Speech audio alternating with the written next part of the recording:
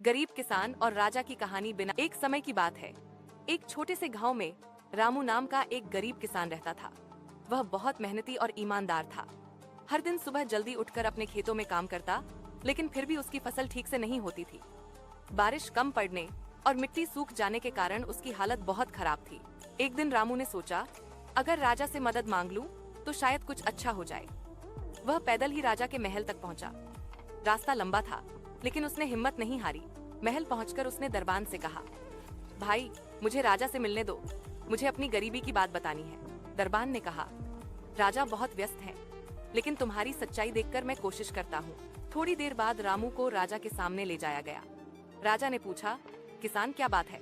रामू ने हाथ जोड़कर कहा, महाराज, मैं गरीब किसान हूँ, मेरी फसलें नष्ट हो गईं, घर में खाने को कुछ नहीं है। राजा ने उसकी सच्चाई और मेहनत देखकर कहा, तुम जैसे मेहनती लोग ही देश की ताकत है। राजा ने उसे बीज, कुछ पैसे और बैल दिलवाए, ताकि वह फिर से खेती कर सके। रामू ने आशीर्वाद देकर कहा, महाराज, मैं कभी आपकी दया नहीं भूलूंगा।